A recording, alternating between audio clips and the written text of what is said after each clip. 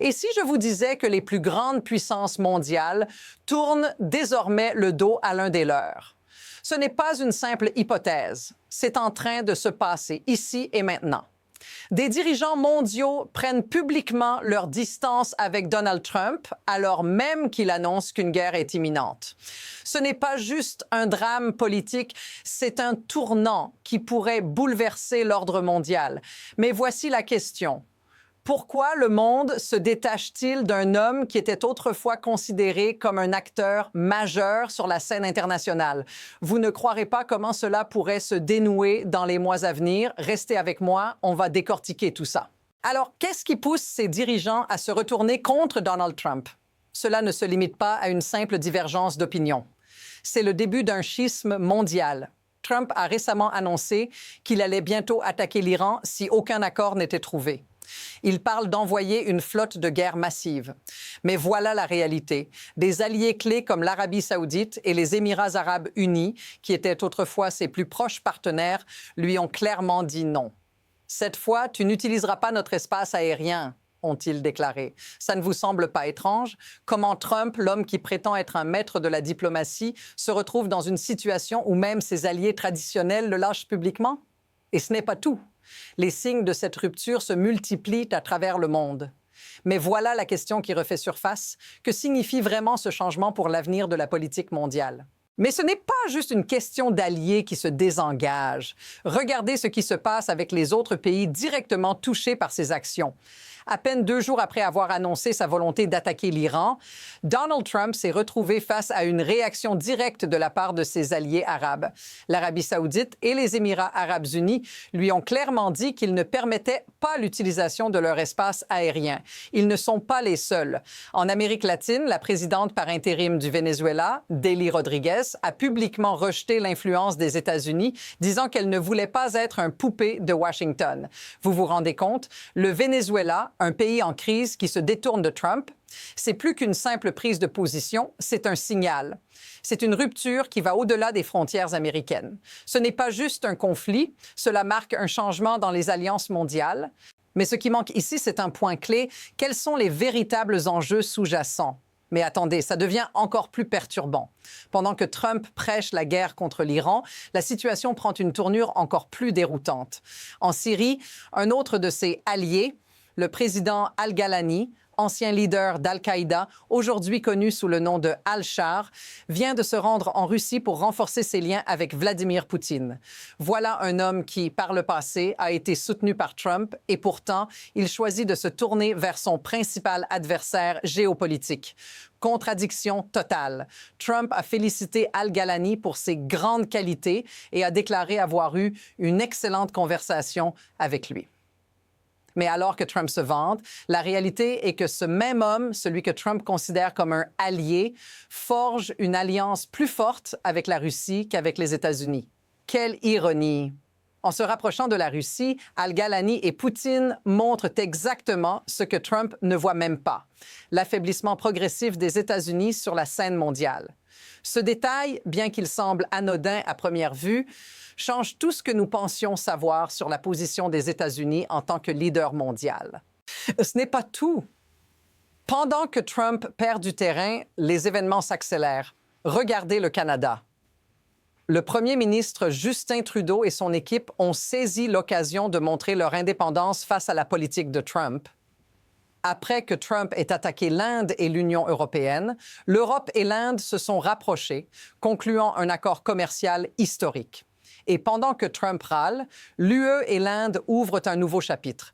Mais là où cela devient intéressant, c'est la réponse du Canada. Trudeau, avec une grande rapidité, a commencé à renforcer ses liens avec l'Inde et d'autres partenaires étrangers. Quand Trump menace le Canada avec de nouvelles taxes, Trudeau réagit avec calme mais fermeté, annonçant des accords avec des pays comme la Corée du Sud. Il se rapproche de nouvelles alliances, particulièrement dans l'industrie automobile, et tente de renforcer les relations avec des pays voisins comme la Corée du Sud, tout en défiant Trump. Ce n'est pas juste de la politique, c'est un changement stratégique majeur. Alors que Trump continue d'attaquer ses alliés, le Canada devient un centre de gravité pour de nouvelles relations internationales. Et ça ne s'arrête pas là. Ce qui se passe là est une réorganisation géopolitique en temps réel. Qu'est-ce que cela signifie pour l'équilibre mondial? Mais ce n'est pas juste une question de politiques étrangères, c'est aussi une question de conséquences humaines. Ce qui se passe aujourd'hui ne touche pas seulement les élites politiques, il y a des gens qui en subissent les effets directement. Quand Trump attaque un pays, cela a des répercussions sur la vie des gens ordinaires. Prenez la situation en Venezuela. Dely Rodriguez a exprimé son mécontentement face à la pression constante des États-Unis. Mais ce n'est pas juste une question de politique, c'est une crise de survie pour des millions de Vénézuéliens. Des familles entières sont coincées dans un système répressif, un système que Trump continue de soutenir à travers des actions de plus en plus agressives. Et ce qui se passe dans d'autres régions du monde n'est pas beaucoup mieux. Le Canada, tout en essayant de faire face à la pression économique de Trump, met en place de nouveaux accords commerciaux avec des pays comme la Corée du Sud pour renforcer sa propre économie au détriment des relations avec les États-Unis. Ce qui se passe dans le monde n'est pas abstrait. C'est une réalité que des millions de gens vivent chaque jour. Si vous avez vécu une situation similaire ou si vous pensez que cette dynamique pourrait vous affecter, faites-le nous savoir dans les commentaires. C'est vital de comprendre les conséquences humaines de cette politique internationale chaotique.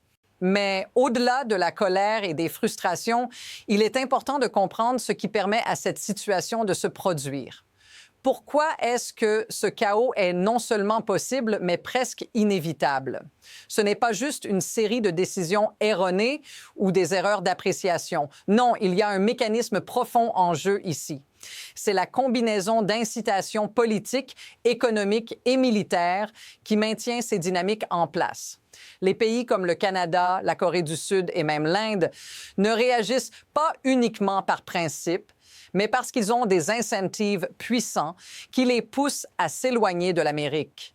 Trump, en cherchant à forcer son modèle économique et ses politiques de manière agressive, a créé un vide de pouvoir. Et dans ce vide, d'autres nations se précipitent pour combler l'espace laissé par une superpuissance en déclin. Il ne s'agit pas simplement de politique contradictoire, mais de la logique implacable d'un système mondial qui se réajuste, souvent à l'insu des gens qui en sont affectés. Voilà le point que beaucoup ignorent, la fragilité du pouvoir mondial actuel et comment les autres pays, prenant leur avenir en main, se sont adaptés à ce nouveau paradigme. Le problème, c'est qu'une fois cette dynamique lancée, il devient très difficile de revenir en arrière. Ce n'est pas une simple crise, c'est une réorganisation systémique qui façonne l'avenir. Alors, que va-t-il se passer maintenant? Il existe deux chemins possibles pour l'avenir et chaque décision prise au niveau mondial aura des conséquences dévastatrices.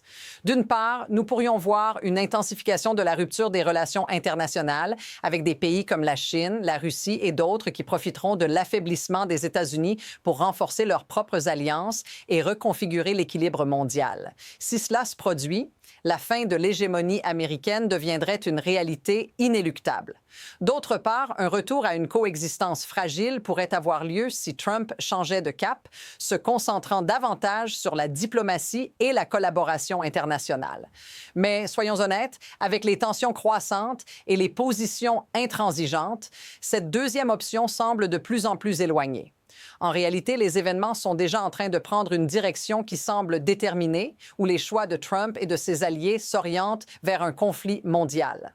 Ce qui se cache derrière les scènes, c'est une course contre la montre, où chaque mouvement pourrait déterminer la prochaine grande escalade. Mais voici ce qu'il faut comprendre. Peu importe la direction que tout cela prend, ce qui est certain, c'est que nous vivons un moment charnière dans l'histoire mondiale. Trump, malgré ses manœuvres et ses alliances, est en train de fragiliser les fondations mêmes du pouvoir américain sur la scène internationale. Et ce qui est peut-être le plus frappant, c'est qu'il ne semble même pas en être conscient.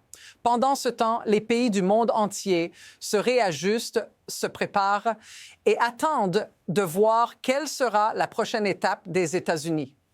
Si les États-Unis continuent sur cette voie, ils risquent de perdre leur position dominante au profit de puissances montantes. Mais une chose est claire, tout cela changera la manière dont les nations se comportent sur la scène mondiale pendant des décennies à venir. Restez à l'affût, car dans ce monde en mutation rapide, chaque décision, chaque geste, chaque alliance compte. Pour ne rien manquer de cette analyse, abonnez-vous et suivez-nous pour les prochaines mises à jour sur l'évolution de cette situation mondiale. Ce n'est que le début d'une ère nouvelle et croyez-moi, vous ne voudrez pas manquer la suite.